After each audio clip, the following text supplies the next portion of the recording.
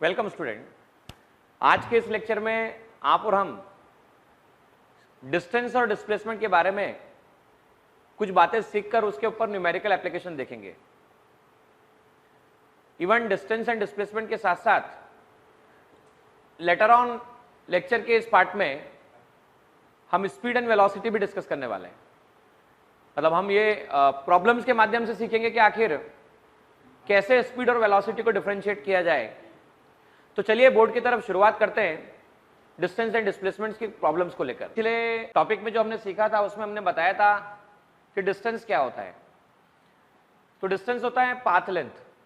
भाई मान लो मतलब कोई पर्सन है, कोई मोशन स्टार्ट कर रहा है, सपोज ए से बी जा रहा है, तो ए से बी जाते समय मान लो वो 3 रास्तों से गया है। ये वाला रास्ता, एक ये रास्ता है, एक ये रास्ता है और तीसरा रास्ता ये रहा। तो हम ये तो कह नहीं सकते कि पर्सन ए से भी जब बी जा रहा है तो उसका एक ही रास्ता होगा। भाई उसके बहुत सारे पॉसिबल पाथ हो सकते हैं। पहला हो सकता है, दूसरा हो सकता है, तीसरा हो सकता है। तो पाथ लेंथ मान लीजिए पहले रास्ते में जाते समय उसको 50 मीटर कवर करना पड़ा, इसको 75 मीटर कवर करना पड़ा और इसको सबसे कम कवर करना पड़ा 30 मीटर। तो आप देखिए यहां पर 50 मीटर, 75 मीटर, 30 मीटर, मतलब यहां से यहां तक टोटल काउंट करते करते करते करते यहां से यहां तक टोटल काउंट करते हुए जो पाथ लेंथ हम निकालेंगे उसे हम डिस्टेंस कहते हैं। और डिस्प्लेसमेंट क्या कहा जाता है? तो डिस्प्लेसमेंट का मीनिंग होता है स्टार्टिंग पॉइंट जहां से वो स्टार्ट कर रहा है और एंडिंग पॉइंट जहां पर वो खत्म कर रहा है। वापस सुनना, स्टार्टिंग पॉइंट जहां से वो स्टार्ट कर रहा है और एंडिंग पॉइंट जहां पर वो खत्म कर रहा है, अगर उसको एक ही लाइन से ज्वाइन कर दिया जाए तो उसे डिस्प्लेसमेंट कहा जाएगा। मतलब स्ट्रेट लाइन से ज्वाइन करने पर डिस्प्लेसमेंट की बात करेंगे। मतलब यहां पर ए टू बी, देखो ए टू बी स्ट्रेट पाथ से ज्वाइन किया है और ए टू बी स्ट्रेट पाथ से ज्वाइन किया है, तो इसे हम डिस्प्लेसमेंट कह सकते हैं। Shortest path between starting point and ending point is called displacement. अब यहां थोड़ी समझने वाली बात, डिस्प्लेसमेंट और डिस्टेंस। आप यहां देखिए डिस्टेंस और डिस्प्लेसमेंट की कुछ बातें समझिए। मान लीजिए हम बात कर रहे हैं कि अगर पार्टिकल ए से बी की तरफ जा रहा है, तो ए से बी जाते समय यहां देख सकते हैं आप, जब अलग अलग पोजीशन पर पार्टिकल था तो इस समय इसकी डायरेक्शन यहां पर नजर आ रही थी, यहां पर इसकी डायरेक्शन नजर आ रही थी, इस समय इसकी डायरेक्शन यहां नजर आ रही थी। इस समय ऐसा लग रहा था पार्टिकल इधर जाएगा। जब यहां पर पार्टिकल था तो यहां पर, यहां होने पर इस जगह पर, तो हर अलग अलग पोजीशन पर पार्टिकल की डायरेक्शन अलग अलग नजर आ रही थी। लेकिन डिस्प्लेसमेंट के केस में आप ऑब्जर्व कीजिए और चेक कीजिए, जब वो ए से बी जा रहा है तो डायरेक्ट स्ट्रेट पाथ पे जा रहा है, तो हर समय उसका डायरेक्शन ए टू बी ही है। Every time direction is from A to B. अब जब हर समय डायरेक्शन ए टू बी है तो हम क्या कह सकते हैं? इस केस में डायरेक्शन सिंगल है, यूनी है, सेम है, एक ही डायरेक्शन है और डिस्टेंस में हर पॉइंट पर अलग अलग डायरेक्शन नजर आ रहा है। देखिए डिस्टेंस क्या है? Path length. डिस्प्लेसमेंट क्या है? Shortest path. डिस्टेंस क्या है? Scalar quantity. डिस्प्लेसमेंट क्या है? Vector quantity. डिस्टेंस हमेशा कैसा होता है? तो डिस्टेंस होता है हमेशा पॉजिटिव। डिस्प्लेसमेंट कैसा हो सकता है? ये पॉजिटिव भी हो सकता है, नेगेटिव भी हो सकता है और जीरो भी हो सकता है। हम ये बातें समझना शुरू करते हैं कि डिस्प्लेसमेंट पॉजिटिव, नेगेटिव, जीरो कैसे हो सकता है। मान लीजिए हम एग्जांपल के माध्यम से समझते हैं। मान लो एक पर्सन है, वो ओ से ए जाता है, ए से ओ आता है, फिर वो ओ से बी जाता है, बी से ओ, बी से वापस ओ आता है। देखिए ए से ओ से ए गया इस तरह से। ए का कोऑर्डिनेट है a,0 और बी का कोऑर्डिनेट आपके पास है -a,0। आप समझने पे ध्यान देना। मतलब हम ये कह सकते हैं बी का कोऑर्डिनेट ऐसा भी कह सकते हैं, -a,0 कह सकता हूं, यहां से यहां तक का डिस्टेंस ए ही कह सकता हूं। तो पर्सन पहले कहां गया? पहले गया ओ से ए पे, फिर कहां पर आया? ए से ओ पर आया, फिर कहां पर आया? ओ से बी पर आया और बाद में कहां से? ओ से बी पर आने के बाद बी से ओ पर आया। तो आपसे क्या कहा गया है? इस केस में पर्सन कितना डिस्टेंस कवर कर रहा है, सेकंड कितना डिस्प्लेसमेंट उसका आ रहा है, ये आपको बताना है। देखिए पहले डिस्टेंस की बात करते हैं। तो डिस्टेंस मतलब विदाउट साइन, यहां से यहां गया तो ओ से ए गया तो कितना कवर किया? ए। ए से ओ वापस आया, कितना कवर किया ए, ओ से बी गया वापस कितना आया ए, और बी से ओ गया वापस कितना आया ए। तो देखिए ध्यान से, ए प्लस ए 2a, 2a प्लस ए 3a, 3a प्लस ए ये आ गया आपके पास 4a।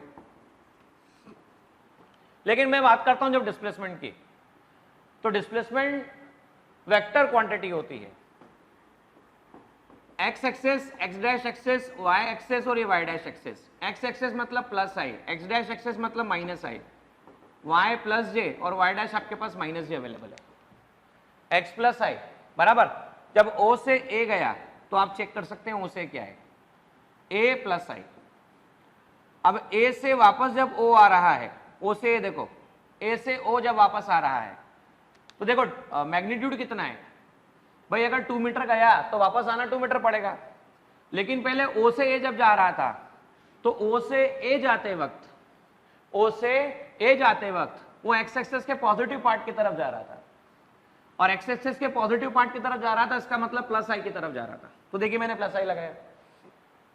लेकिन जब वो ए से ओ आ रहा है, ए से ओ, तो अभी भी उतना ही कवर कर रहा है डिस्टेंस, मतलब 2 मीटर गया था तो आया भी 2 मीटर, पर ए से ओ आते समय वो लेफ्ट साइड जा रहा है, और लेफ्ट साइड है मतलब माइनस ए है, तो हम ये कह सकते हैं माइनस ए है। अब वापस चेक कीजिएगा, जब वो ओ से बी जा रहा है, जब वो ओ से बी जा रहा है तो एक्चुअलिटी में अगर ये 2 मीटर है, मैं इसे 2,0 ले लेता हूं और इसे -2,0 ले लेता हूं, बराबर है।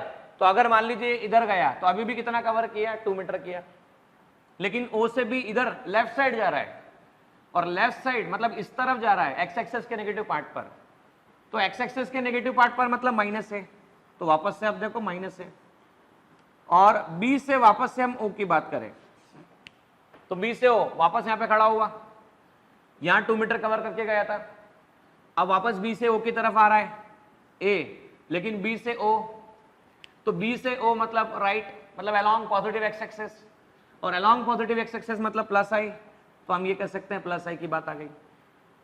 अब इन सबको ऐड कर दीजिए, जब आप सबको ऐड करते हैं O A vector plus A O vector plus O B vector plus B O vector, तो ये सब क्या देंगे आपको, ए प्लस आई, ए माइनस आई, ए वापस से माइनस आई, और ए वापस से आपके पास में प्लस आई, तो ये टोटल मिला के 0 आता है आपके पास। और 0 आया आपके पास में, तो आप ये नोटिस करो आप कहां से स्टार्ट किए और कहां पर पहुंचे। आप शुरू किए ओ से और वापस एंडिंग कहां पर आया, तो एंड वापस आप ओ पर आ गए, तो स्टार्टिंग पॉइंट और एंडिंग पॉइंट सेम हुआ तो डिस्प्लेसमेंट देखो क्या आया, बस स्टार्टिंग पॉइंट और एंडिंग पॉइंट सेम हुआ तो डिस्प्लेसमेंट 0 आया। तो मैंने अभी आपसे कहा था डिस्प्लेसमेंट में भी 0, जब केवल वो ओ से ए गया, ओनली ओ टू ए, तो ए प्लस आई, ए प्लस आई मतलब पॉजिटिव ओनली। अब जब वो ओ से बी गया, ओ से बी गया तो ए माइनस आई, ए माइनस आई मतलब ओनली नेगेटिव, मतलब डिस्प्लेसमेंट में भी पॉजिटिव, डिस्प्लेसमेंट में भी नेगेटिव, डिस्प्लेसमेंट में भी 0।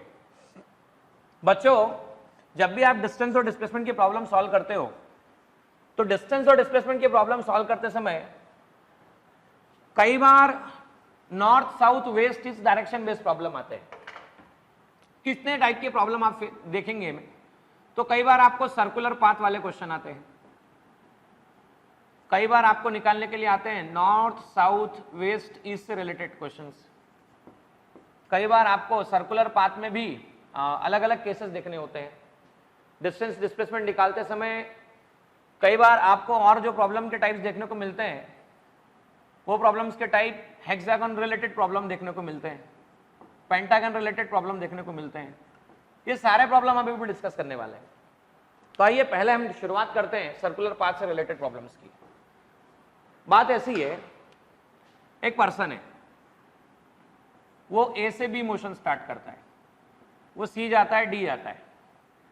तो जब वो ए से बी जाता है, हर केस में आपको 2 बातें निकालनी है, एक निकालना डिस्टेंस और दूसरा निकालना डिस्प्लेसमेंट।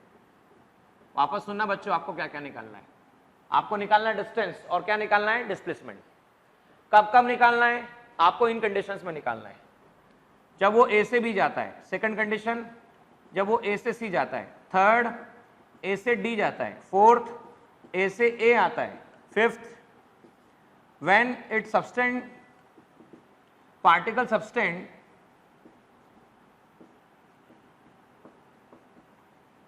(60 डिग्री एंगल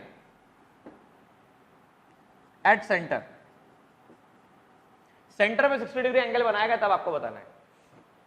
थोड़ा समझने पे ध्यान दो बच्चों, मैं बात कर रहा हूं जब पार्टिकल ए से बी जाता है। देखो ये रहा ए, ये रहा बी।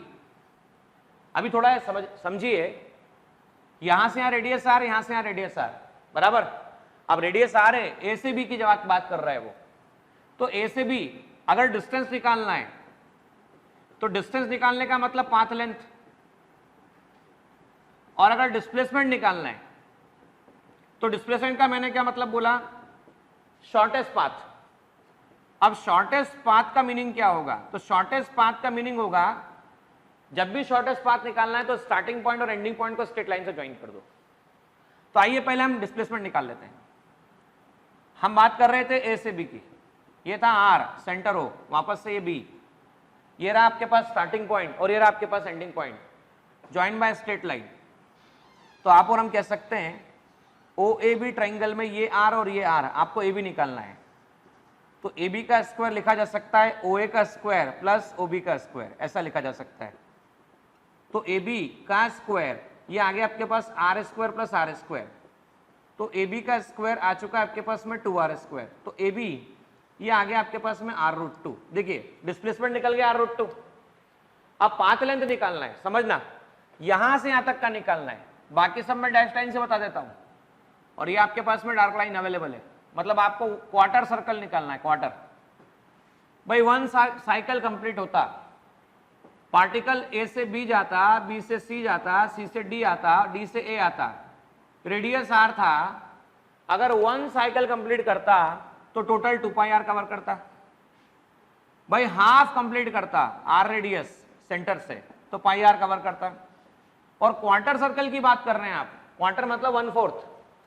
भाई देखो 2πr का हाफ πr हो गया, πr का हाफ और कितना हो जाएगा, तो πr का हाफ हो जाएगा आपके पास में πr/2।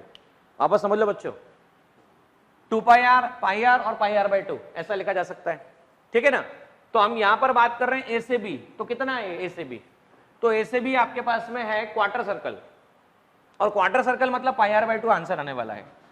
तो हमने यहां पर डिस्टेंस और डिस्प्लेसमेंट निकालना सीखा। अब सेकंड केस की बात कीजिए। सेकंड केस में पार्टिकल जब ए से कहां की बात कर रहा है, जब वो ए से सी की बात कर रहा है, ये रहा ए, देखिए ध्यान से, ये रहा सी, ये बी और ये सी। जब हम ए से सी की बात कर रहे हैं तो डिस्प्लेसमेंट निकालना है, तो डिस्प्लेसमेंट का तरीका क्या है, डिस्प्लेसमेंट अगर निकालना है तो स्टार्टिंग पॉइंट देखो, एंडिंग पॉइंट देखो, and join by straight line कर दो। तो यहां से स्ट्रेट लाइन से ज्वाइन कर दिया, ये आपके पास आर है, ये आपके पास आर है, आर आर कितना हो गया, तो आर आर 2r हो गया। जब वो ए से सी जा रहा है तो देखो बेटा रिप्रेजेंटेशन के एस्पेक्ट से देखो, हम ये कह सकते हैं इस तरफ हो जाता था तो हम कहते थे प्लस आई, इधर की तरफ होता था तो हम कहते थे माइनस आई। देखिए ये वाला प्लस आई, ये वाला माइनस आई, तो ए से सी जा रहा है मतलब अलोंग नेगेटिव एक्स एक्सिस जा रहा है। तो A to C displacement along A to C ये होगा r प्लस आर 2r, लेकिन माइनस आई के साथ में, क्योंकि डिस्प्लेसमेंट वेक्टर क्वांटिटी होती है और वेक्टर को डायरेक्शन के साथ बताना ज्यादा बेहतर होता है। अब देखिए जब वो ए से सी जा रहा है तो ए से पहले वो कहीं बी गया होगा, बी से कहीं पर सी पर आया होगा। अब पाथ लेंथ निकालना है, पाथ लेंथ। तो देखो पाथ लेंथ निकालने का आसान तरीका क्या है भाई, पाथ लेंथ निकालने का आसान तरीका ऐसा है, 1 साइकिल कंप्लीट करता तो 2πr, हाफ साइकिल कंप्लीट किया तो हम कह सकते हैं πr। तो यहां से यहां तक का पाथ लेंथ आ जाता है πr। चलिए अब हम बात करते हैं ए से डी के बारे में। तो ए से डी के बारे में बात करते समय वापस गौर कीजिएगा, बात है ए से बी, बी से सी और सी से डी की। तो पहला डिस्प्लेसमेंट निकालना है भाई। डिस्प्लेसमेंट निकालने का आसान तरीका देखो क्या है, डिस्प्लेसमेंट निकालने का आसान तरीका, पहले निकालो स्टार्टिंग पॉइंट कौन सा है, दूसरा देखो एंडिंग पॉइंट कौन सा है। तो चेक करो स्टार्टिंग पॉइंट कौन सा है, तो स्टार्टिंग पॉइंट ए है, एंडिंग पॉइंट कौन सा है, तो एंडिंग पॉइंट आपके पास डी है। तो स्टार्टिंग पॉइंट एंडिंग पॉइंट को ज्वाइन कर दिया आपने। तो वापस देखो in triangle O A D, देखो ओ ए मतलब आर भाई, रेडियस ऑफ सर्कल भाई OA मतलब R, OD मतलब R, तो इन ट्राइंगल देखो क्या लिख सकते हैं आप लिख सकते हैं AD स्क्वायर इक्वल टू कितना आएगा, AD square equal to OA square plus OD square, ऐसा लिखा जा सकता है। तो मैं कह सकता हूं AD स्क्वायर इक्वल टू कितना, R square plus R square, और R square plus R square आ गया 2R स्क्वायर। तो AD की वैल्यू आपके पास सीधी सीधी निकल के आ जाती है 2R स्क्वायर, जिसे मैं कह सकता हूं R√2, यहां पे लिखा जा सकता है। तो ये आ गया डिस्प्लेसमेंट। अब डिस्प्लेसमेंट निकालने के बाद डिस्टेंस की बात करता हूं मैं, डिस्टेंस की बात। जब A से D गया, चेक करना बच्चों, A से D गया, तो A से D जाते समय देखो कितना सर्कल बना।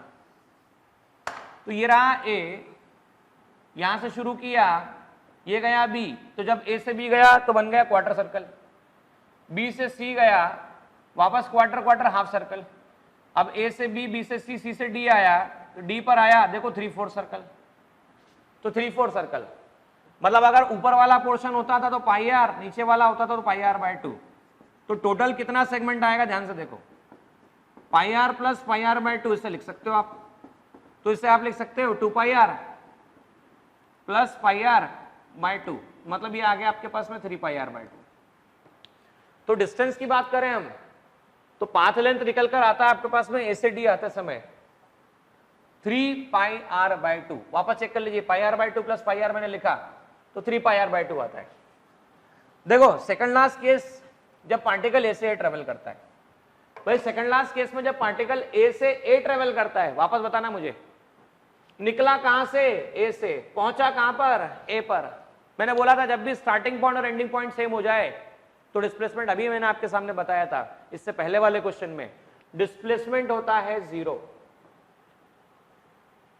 डिस्प्लेसमेंट 0 है। और अगर हम बात करें डिस्टेंस की, भाई A से B, B से C, C से D, D से 1 साइकिल, और 1 साइकिल मतलब डिस्टेंस कितना हुआ, तो 1 साइकिल मतलब डिस्टेंस आपके पास हो गया 2 पाई आर। ठीक है, चलिए लास्ट पॉइंट जो आपके पास में बाकी है, when particle substance 60 degree angle at the centre. थोड़ा यह समझने पे ध्यान दीजिएगा। 60 डिग्री एंगल सेंटर पे बनाएगा तो कितना कवर होगा, डिस्टेंस और डिस्प्लेसमेंट। देखो जब A से B गया था तो सेंटर पे पाई बाय 2, जिसे 90 डिग्री कह सकता हूं। जब वो A से B आया था, B से C गया था, देख सकते हो आप, A से B और B से C, ये रहा A से B, B से C, तो सेंटर पे सबटेंडेड एंगल था पाई, जिसे मैं 180 डिग्री भी कह सकता था। और जब वो A से B, B से C और C से D जब आया था, तो सेंटर पे जो एंगल सबटेंड किया था वो था 270 डिग्री, और 270 डिग्री को लिखा जा सकता था 3 पाई बाय 2। और लास्ट जब वो वन साइकिल कंप्लीट किया था, वापस देखो बेटा, A से B, B से C, C से D और D से A, तो 360 डिग्री, जिसे मैंने 2 पाई लिखा था। मतलब जब वो 1 साइकिल कंप्लीट करता है तो डिस्टेंस के टर्म में बात करें तो 2 पाई आर, इसके हाफ के टर्म में बात करें तो पाई आर, इस टर्म में बात करें तो पाई आर बाय 4, और इस टर्म में बात करें तो 3 पाई आर बाय 2। क्योंकि हम कह सकते हैं पाई आर, हाँ देखिए इस टर्म में बात करें तो देखिए कितना आता है आपके पास में, ये आता है pi R plus pi R by 4, pi R plus pi R by 4 आता है आपके पास में 5 बाय 4 पाई आर। मतलब जब 2 पाई एंगल सबटेंड कर रहा है, 360 डिग्री एंगल सबटेंड कर रहा है, तो 2 पाई आर डिस्टेंस कवर कर रहा है। तो यूनिट एंगल बनाने पर डिस्टेंस कितना कवर करेगा, 2 पाई आर अपॉन 360 डिग्री। वापस चेक कर लो बेटा, जब सेंटर पे 2 पाई रेडियन एंगल बनाता है या सेंटर पे 360 डिग्री एंगल बनाता है, तो सेंटर पे 2 पाई रेडियन एंगल बनाने पर, 360 डिग्री एंगल बनाने पर डिस्टेंस जो कवर हो रहा है वो 2 पाई आर हो रहा है। तो जब 1 डिग्री एंगल बनाएगा तो 2 pi R upon 360 degree distance cover करेगा। तो 1 डिग्री के लिए आप कह सकते हैं पाई आर अपॉन 180। अच्छा सेंटर पे 60 डिग्री बना रहा है, तो 60 डिग्री के लिए क्या कह सकते हैं आप, तो आप कह सकते हैं पाई आर अपॉन 180 इंटू 60, ये आ जाता है आपके पास में 60 डिग्री सबटेंड करने पर पाई आर बाय 3। तो मैं कह सकता हूं सेंटर पे बनने वाला एंगल जब 60 डिग्री होगा तब जो पाथ लेंथ कवर करेगा वो पाई आर बाय 3 आने वाला है। आइए समझते हैं कैसे। पाथ लेंथ, ये देखिए हमने बात की A की, यहां से जब वो पहुंचा होगा कहीं पर, मान लो सेंटर ओ, मैं ए डैश की बात करता हूं, ये सेंटर पे 60 डिग्री एंगल बना, ये आर, ये आर, तो इतना जो पाथ आपको दिख रहा है, ये जो पाथ, इसकी वैल्यू है पाई आर बाय 3, क्योंकि सेंटर पे कितना एंगल बना रहा है बताओ, सेंटर पे 60 डिग्री एंगल बना रहा है। अब आ जाइए एक और समझिएगा, ओ से ए की बात करें, मान लो ए से ए डैश की बात करें, ये आपके पास यहां से यहां तक आर है, यहां से यहां तक आर है, सेंटर पे बनने वाला एंगल देखो कितना है, 60 डिग्री है। भाई मुझे निकालना है अब डिस्प्लेसमेंट, मुझे अब निकालना है डिस्प्लेसमेंट। डिस्प्लेसमेंट निकालने का तरीका क्या, डिस्प्लेसमेंट निकालने का तरीका, join starting point and ending point by straight line.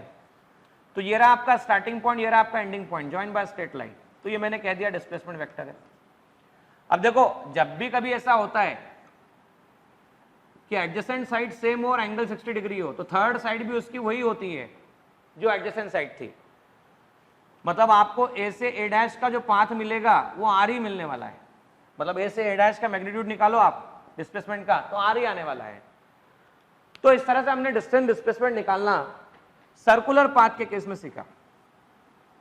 देखिए सर्कुलर पाथ के केस में डिस्टेंस और डिस्प्लेसमेंट निकालने के बाद आपको कई बार ऐसा कहा जाता है कि डिस्प्लेसमेंट निकाल के बताइएगा जब particle north direction, south direction, west direction या इस डायरेक्शन में जा रहा है।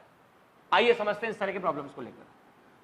देखो जब भी आपको बोला जाए नॉर्थ साउथ वेस्ट ईस्ट, तो आपको इसके इक्विवेलेंट डायग्राम बना लेना है, एक्स, एक्स डैश, वाई और वाई डैश।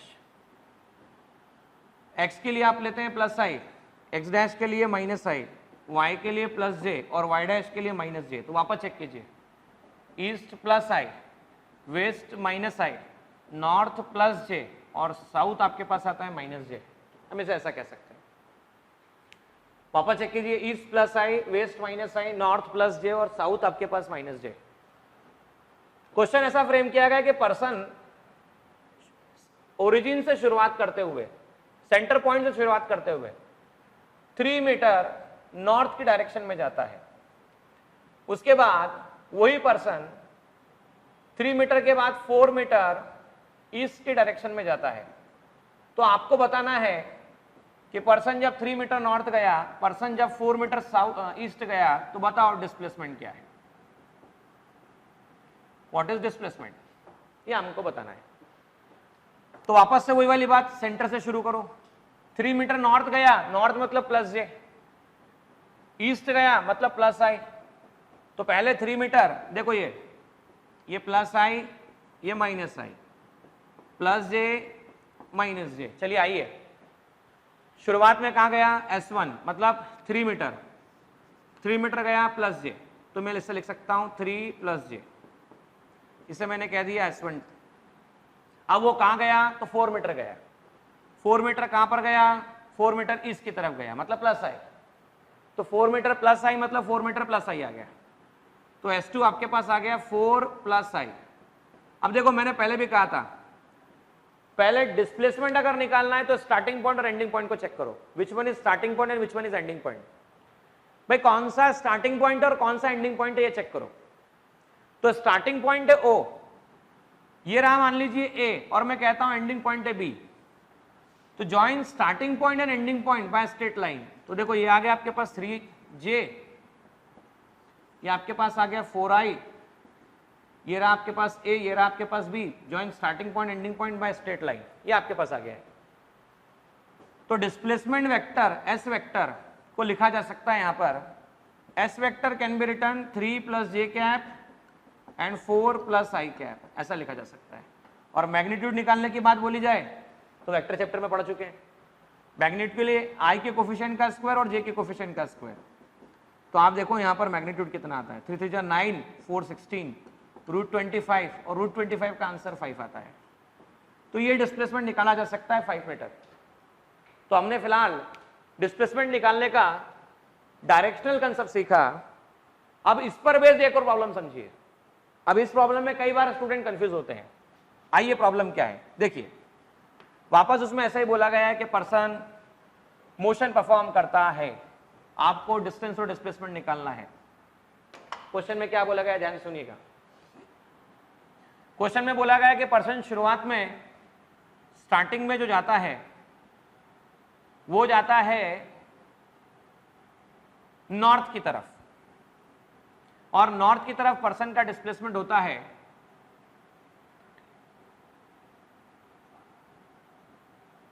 ठीक है ना, वो होता है 3 मीटर नॉर्थ की तरफ डिस्प्लेसमेंट होता है। उसके बाद वो पर्सन 4 मीटर डिस्प्लेस कर होता है ईस्ट की तरफ, और वही पर्सन डिस्प्लेस होता है मतलब जाता है किस डायरेक्शन में ट्रेवल करता है, तो ये पर्सन ट्रेवल करता है 12 metre vertically upward, vertically upward. तो आपको क्या बताना है, देन फाइंड डिस्प्लेसमेंट। आपको इस केस में डिस्प्लेसमेंट की वैल्यू बताना है। वापस समझना क्या बोला है पहले, शुरुआत में पर्सन सेंटर से स्टार्ट होते हुए 3 मीटर नॉर्थ जाता है, 3 मीटर नॉर्थ जाता है। अब उसके बाद में 4 मीटर वो ईस्ट जाता है, 4 मीटर ईस्ट गया, 4 मीटर ईस्ट जाने के बाद में 12 मीटर वर्टिकली अपवर्ड आता है।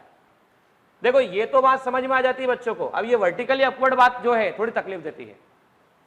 तो वर्टिकली अपवर्ड और वर्टिकली डाउनवर्ड क्या समझिए ध्यान से, प्रॉब्लम के माध्यम से समझिए। ये आपके पास प्लस आई, ये माइनस आई, प्लस जे और माइनस जे, इसे हम कह सकते हैं। प्लस आई मतलब हम कह देंगे ईस्ट, माइनस आई तो मैं कह रहा हूं यहां पर वेस्ट, प्लस जे तो मैं इसे कहूंगा नॉर्थ, और माइनस जे मतलब इसे कहा जाएगा साउथ। अब समझिए शुरुआत में वो कहां पर गया, शुरुआत में वो गया 3 मीटर नॉर्थ की तरफ। उसके बाद वो कहां पर गया, वो गया 4 मीटर ईस्ट की तरफ। देखो 4 मीटर ईस्ट, और ईस्ट मतलब प्लस आई, तो भाई ईस्ट मतलब प्लस आई, ईस्ट मतलब प्लस आई। अब समझिए, अब वो ये कह रहा है कि 12 मीटर वर्टिकली अपवर्ड। तो देखो वर्टिकली अपवर्ड का मतलब ये रहा ऐसा, यहां से बाहर की तरफ ये 12 मीटर, ये रहा 12 मीटर, देखो ध्यान से बाहर की तरफ वर्टिकली अपवर्ड। अब आपसे बोला गया डिस्प्लेसमेंट फाइंड करो, तो मैंने कहा था सबसे पहले स्टार्टिंग पॉइंट है ओ, फिर गया ए, फिर गया बी। अब यहां नोटिस करना, अभी आपके सामने हमने कहा वर्टिकली अपवर्ड, तो मैं इसे सी कह देता हूं, लेट आई से दिस इज सी, ये रहा सी। अब ये सी है, अब चेक करना ये ओ है, ये बेस अगर बनाया जाता है यहां पर, नोटिस करना मैं इसको कंस्ट्रक्ट कर देता हूं डैश लाइन से। अब देखिए ध्यान से, मुझे ओ से पहले गया ए से गया बी, बी से आया सी, निकालना क्या है, निकालना डिस्प्लेसमेंट है। डिस्प्लेसमेंट का तरीका क्या है, join starting point ending point by straight line, मतलब आपको ये निकालना है स्टार्टिंग पॉइंट एंडिंग पॉइंट। तो ये रहा ओ, ये रहा बी, ये रहा सी। अब चेक करो बेटा, ओबी और बीसी में एंगल कितना है, तो 90 डिग्री एंगल है। ओबी और बीसी में एंगल कितना है, तो 90 डिग्री एंगल है। तो देखो ध्यान से, ये रहा ओ, ये रहा बी, एंगल कितना है, तो 90 डिग्री एंगल है। आपको निकालना क्या है, आपको ओबीसी, आपको निकालना है ओ से सी, ओ टू सी। तो देखो यहां पर ओ टू सी निकालना है। ये हमारा फाइनल आंसर डिस्प्लेसमेंट का है। तो डिस्प्लेसमेंट निकालने के लिए आप कह सकते हैं OC square equal to OB square plus BE square. अब चेक करना बेटा, ई नहीं बीसी स्क्वायर, बीसी। अब यहां नोटिस कीजिए ओ टू सी निकालना है, ओ टू बी कितना है, तो ओ टू बी आप खुद बताओ, ये 3 है या 4 है, ये 3 है या 4 है, तो ओ टू बी देखो कैसे निकालोगे आप, 3 4, तो ओ टू बी यहां पर निकालना है, आपके पास में ए अवेलेबल है, तो O B square equal to 3 square plus 4 square. Solve करने पर ओ बी आपको 5 मिलने वाला है, ओ बी आ गया 5। और आप बाहर कितना आए थे, तो बाहर निकल कर आए थे 12, मतलब बीसी आ गया 12। तो वापस चेक करो, 5 का स्क्वायर प्लस 12 का स्क्वायर, ओ से लेकर सी का स्क्वायर, तो ओ से लेकर सी का स्क्वायर आ गया 25 प्लस 144। नाउ 25 प्लस 144 कितना आता है, तो 169 आता है। तो ओ से लेकर सी आ गया √169, और जिसे 13 कहा जा सकता है। तो ये हो गया आपके पास में 13 मीटर। मतलब हमने ये सीख लिया कि जब भी वर्टिकली आउटवर्ड बोला जाए तो हम बाहर की तरफ बात करेंगे, और जब भी वर्टिकली इनवर्ड बोला जाए तो हम अंदर की तरफ बात करेंगे।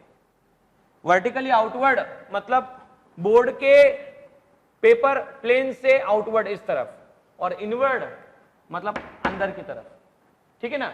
तो हम ये बात सीख चुके हैं। अभी ये सब सीखने के बाद एक और इंटरेस्टिंग क्वेश्चन जो डिस्टेंस और डिस्प्लेसमेंट में कई बार एग्जामिनेशन में आ भी चुका है, और ये क्वेश्चन आपकी क्लैरिटी और बेटर बनाने वाला है। देखो ये जो क्वेश्चन है इसमें ऐसा कहा गया है कि एक पर्सन है, पर्सन भी नहीं बोलूंगा, आपके पास में एक व्हील है, वो ग्राउंड पर मोशन परफॉर्म कर रहा है, ए बी सी और डी। जब व्हील हाफ साइकिल कंप्लीट करता है, जब व्हील हाफ साइकिल कंप्लीट करता है तो आपको बॉटम पर जो पॉइंट है उसका डिस्प्लेसमेंट वेक्टर निकालना है। वापस समझना मैं क्या कह रहा हूं। जब व्हील हाफ साइकिल कंप्लीट करेगा, सुनना, जब व्हील क्या कवर करेगा, हाफ साइकिल कंप्लीट करेगा, तो बॉटम पे जो पॉइंट था ए, वो जहां भी पहुंचेगा उसका हमें डिस्प्लेसमेंट वेक्टर निकालना है। समझना किस तरह से मोशन हो रहा होगा।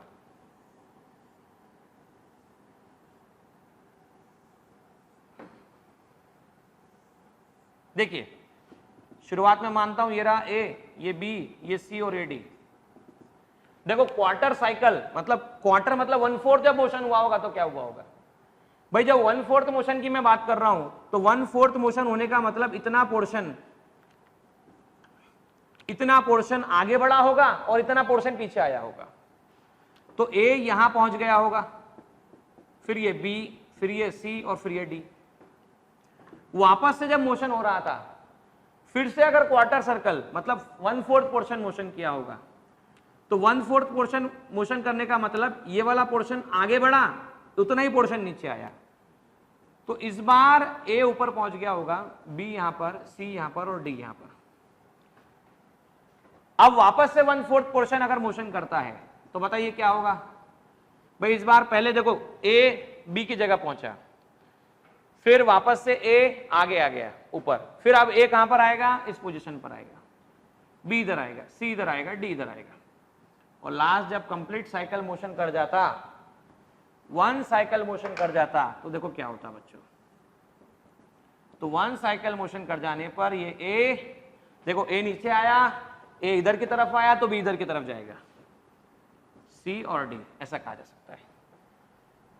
तो देखिए यहां पर जब 1 साइकिल मोशन परफॉर्म करेगा तो आपको पता है circumference of circle that will be 2πr 1 cycle motion perform करने पर। देखो पहले भी ए बॉटम पर था, अब ए बॉटम पर है, लेकिन जब वो हाफ साइकिल मोशन परफॉर्म करेगा मतलब आधा, हाफ साइकिल मोशन परफॉर्म करने का मतलब ये वाली कंडीशन डेवलप होगी, ये होगी आपके पास πr। तो देखो πr जब हो गया, ये आ गया आपके पास में, तो ए हो गया टॉप मोस्ट पोजीशन, बी, सी और डी आपके पास आ गया। चलिए हमें यही करना है कि जब वो हाफ साइकिल कंप्लीट कर चुका है, आधा नीचे आ चुका है, मतलब यहां से घूमकर ऊपर पहुंच चुका है, तो देखो पहले बॉटम पर कांटेक्ट पर कौन था, तो कांटेक्ट पर ए था। अब ए कहां पर है, तो अब ए है टॉप मोस्ट पोजीशन पर। भाई पहले बॉटम पे था, अब टॉप पर है, आपको निकालना डिस्प्लेसमेंट वेक्टर। और डिस्प्लेसमेंट निकालने का तरीका बताया मैंने आप लोगों को। डिस्प्लेसमेंट निकालने का तरीका, जो आपका स्टार्टिंग पॉइंट है पहले वो ढूंढ लो, जो आपका एंडिंग पॉइंट है उसको ढूंढ लो, और उसको स्ट्रेट लाइन से ज्वाइन कर दो। तो देखो यहां से यहां आर, ये पोर्शन आपके पास आर, यहां से यहां πr, ये पोर्शन आपके पास है 2r, ये रहा आपके पास में स्टार्टिंग पॉइंट, ये रहा एंडिंग पॉइंट। तो हाइपोटेन्यूज का स्क्वायर क्या होगा आपके पास, πr² + 2r²। तो πr² + 2r² में आप इसे ऐसा लिख सकते हैं, πr² + 2r², r² πr² + 4। तो आप इसे लिख सकते हैं r √πr² + 4। बाकी r की किसी भी वैल्यू के लिए आप h की वैल्यू को निकाल सकते हैं। तो ये बात तब हुई जब ये हाफ साइकिल कंप्लीट करता है, हाफ रिवॉल्यूशन कंप्लीट करता है, पाई आर सर्कमफेरेंस बॉटम पे कंप्लीट करता है। देखिए नेक्स्ट लेक्चर में आप और हम मिलने वाले हैं वापस से कुछ अच्छे प्रॉब्लम्स को लेकर, जहां से लेवल थोड़ा और बढ़ने वाला है। अभी तक हम लोगों ने जितने प्रॉब्लम्स देखे वो बेसिक लेवल के प्रॉब्लम्स थे। आगे चल के हम कुछ प्रॉब्लम्स ऐसे इंट्रोड्यूस करने वाले हैं जिसमें डिस्टेंस और डिस्प्लेसमेंट निकालने के लिए आपको डिफरेंशिएशन मेथड और इंटीग्रेशन मेथड का यूज भी करना पड़ सके। कुछ अच्छे लेवल के प्रॉब्लम्स लेकर फिर मुलाकात करेंगे, मिलेंगे नेक्स्ट लेक्चर में आप सभी।